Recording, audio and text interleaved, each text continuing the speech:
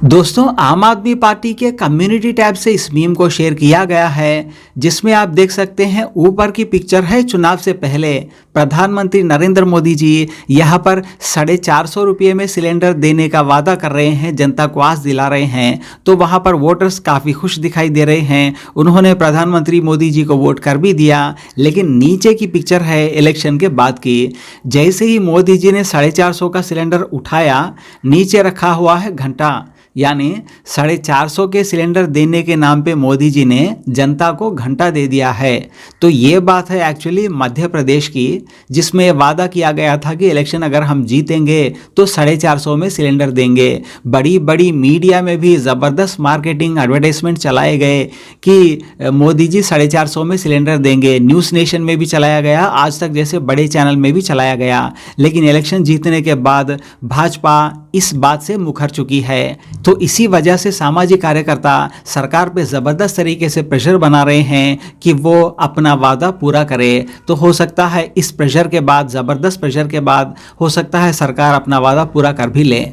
ये बहुत अच्छी बात है, क्योंकि इस देश की जनता को समझ में तो आना चाहिए कि जिस तरीके से आपको और आपके भगवान को ताक पर रखकर भाजपा चुनाव जीतती है और उसके बाद हर चीज को जुमला करार देती है, अपने हर वादों को झूठा करार देती है। राजस्थान में लगे जगह जगह पोस्टर और होर्डिंग कि 450 रुपए का सिलेंडर दिया जाएगा, उसको जिस तरीके से राज्यसभा में नकारा गया, ये उन अंधभक्तों के मुंह पर पानी में भिगा हुआ जूता है जो अंधभक्त चिल्ला रहे थे कि बहुत हुई महंगाई की मार, अब की बार मोदी सरकार। या अब तो अंधभक्तों को समझना चाहिए और जागना चाहिए कि जिस तरीके से पहले गृह मंत्री 15 लाख को जुमला करार देते हैं, उसके बाद अब 450 के सिलेंडर को नकार देते हैं, उसके बाद हिंदू राष्ट्र को नकार देते हैं। तो भाजपा के सारे वादे झूठे होते हैं, ये बात आप याद रखिए। और आप भारतीय जनता पार्टी की जो सरकार है वो ईवीएम की ताक पर बनती है, और बीजेपी के सारे नेता भ्रष्टाचारी, करप्टेड, रेपिस्ट, बलात्कारी ऐसे होंगे। संस्कारी हैं। बीजेपी का नेता भी जो संस्कारी कहेंगे आप उसको, जो विधानसभा में बैठकर पॉर्न वीडियो देखता है, बताइए ना आप मुझे। जो महिलाओं के ऊपर आपत्तिजनक टिप्पणी करता है उसको आप संस्कारी कहेंगी? जरा ये तो बता दीजिए आप मुझे। अरे मोदी तो सबसे बड़े संस्कारी हैं, है ना? मोदी तो सबसे बड़े, नहीं प्रधानमंत्री और पूरे देश को पता है संस्कारी कहाँ से है। इनमें संस्कार का सबसे बड़ा अभाव ही मोदी जी में है। अच्छा, मोदी जी की गारंटी कि कोई ना सोए भूखा। अभी राजस्थान में मना कर दिया कि 450 का सिलेंडर नहीं मिलेगा। मोदी की गारंटी आप लेंगी? जनता मोदी की गारंटियों को पसंद कर रही है। अच्छा, कौन सी गारंटी? 15 लाख की गारंटी या 2 करोड़ रोजगार की गारंटी? बताइए ना आप मुझे। या 450 के सिलेंडर की गारंटी? जीत गए 2 बार प्रधानमंत्री। अरे भैया 3 क्या 30 राज्य भी जीत जाएंगे, सारे के सारे राज्य जीत जाएंगे। अगर इस देश के अंदर ईवीएम रहा तो मोदी जी सारे चुनाव जीतेंगे। ये बात मैं आपको बोलता हूँ। जनता इस देश कितनी पागल है, हिंदू मुसलमान के नाम पर एक दूसरे का खून बहा रही है। जनता का अपमान, जनता बिल्कुल, अरे बिल्कुल पागल है इस देश की जनता। अरे अपमान क्या, मैं कोई नेता थोड़ी हूँ, अपमान क्या, बिल्कुल सही कह रहा हूँ जनता को। मेरी बात सुनिए, मैंने अपमान नहीं किया, मैं बिल्कुल सही कह रहा हूँ कि जिस देश की आजादी के लिए भगत सिंह फांसी के फंदे पर चूम गए, अंग्रेजों ने इस देश पर राज किया, फूट डालो शासन करो की नीति को अपनाकर, हिंदू को मुसलमान से लड़ाकर, मुसलमान को हिंदू से लड़ाकर, आज वापस इस देश के अंदर ये लोग आपस में लड़ रहे हैं। हमें मारने के लिए आज चाइना या पाकिस्तान की जरूरत नहीं है, हमारे देश के लोग आपस में लड़ के मर रहे हैं। जी, राम मंदिर जा रहे हैं। अरे राम मंदिर में जाऊंगा या नहीं जाऊंगा, मेरी आस्था का प्रतीक है। राम नरेंद्र मोदी के नहीं है, राम नरेंद्र मोदी के नहीं, राम तो इस देश में सभी के हैं। मोदी जी से राम नहीं है, राम से मोदी जी हैं। जी, मोदी क्यों जाएंगे? मंदिर है, अरे प्रधानमंत्री है, किसी मंदिर के मठाधीश नहीं है, राम मंदिर के मठाधीश नहीं है। प्रधानमंत्री को स्कूलों का उद्घाटन करना चाहिए, कॉलेजों का उद्घाटन करना चाहिए। बड़ी बड़ी गर्व की बात है ये। मोदी ने बनवाया राम मंदिर? मोदी जी मजदूर थे राम मंदिर में, दिहाड़ी मजदूर, ईंटें लगा रहे थे। ये बताइए ना, हर दिन इस देश में हर एक दिन कोई ना कोई निकल कर आता है गली मोहल्ले चौक चौराहे से, मोदी ने राम मंदिर बना दिया, मोदी ने राम मंदिर बना दिया। अबे मोदी ने राम मंदिर कैसे बना दिया? तो भैया ना, जो राम को लाए उनको लाएंगे, भाजपा का नारा है। कल को अगर आपसे कोई ये कहेगा कि भैया आप अपने पापा को लेकर आई हैं, तो आप अपने पापा को ले आएंगी? पर्सनल क्यों जा रहे हैं आप पे पर्सनल क्या? अरे कोई अगर ये कहेगा कि कोई अपने बाप को लेकर आए, राम को कौन ला सकता है? राम आपको और मुझे लेकर आए, ये राम को लेकर आ गए। नारा तो है ना भाजपा का।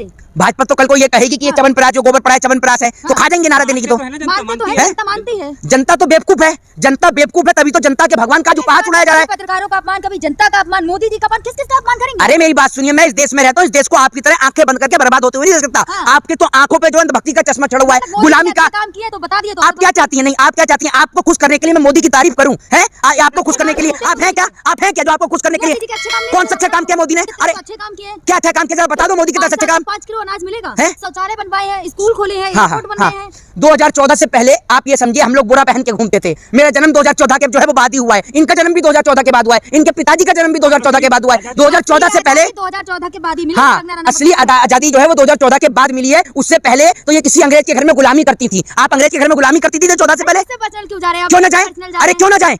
ये सवाल का जवाब 14 से पहले चले जाओ। 14 से पहले तो पढ़ के आपने तो मेरी आते बात तो नहीं सुनिए, आप। 14 से पहले तो आप बोरा पहन के घूमते होंगे आपके पिताजी। 14 से पहले बोरा पहन के घूमते थे आपके पिताजी। पढ़ के तो आप आते कह रही है ना कि 14 में देश बना है। अरे अगर 14 में देश बना तो ये इसरो कहाँ से आया? कंगना रनावत ने कहा, मैंने नहीं कहा। कंगना रनावत खुद तो स्कूल गई नहीं, हाँ। तो उनको पता कहाँ से होगा 14 के बाद स्कूल में एडमिशन ले लेती? अंग्रेजी बोलते हैं? हैं, आपसे तो ज्यादा एजुकेट हैं। अच्छा, मैं ज्यादा एजुकेटेड, मैंने तो लॉ करके मैं तो एडवोकेट हूँ ज्यादा नहीं। फटाटेदार इंग्लिश बोलती हैं। इंग्लिश तो फर्राटेदार नरेंद्र मोदी भी बोलते हैं, हाँ। और हिंदी बोली नहीं जाती, वो इंग्लिश बोलते हैं। बेटी बचाओ बेटी पढ़ाओ, ये उनकी हिंदी है मोदी जी की। और आपने देखा नहीं वो भी बीच में जो एक स्टेटमेंट दिया था, संस्कृत का श्लोक पढ़ रहे थे हम, सुन लीजिए। अरे हैं मोदी जी विष्णु का अवतार है, हाँ हाँ, विष्णु का तो एक मोदी जी विष्णु का अवतार है, और इस देश की मीडिया भस्मासुर का अवतार है, और भस्मासुर बनके इस देश को खाने पर तुली हुई है, भस्म करने पर तुली हुई है। पत्रकारों का अपमान कर रहे हैं आप। पत्रकार, अरे पत्रकार तो इस देश में लतियाने के काम करते हैं, इनको तो जूते से लतियाया जाना चाहिए।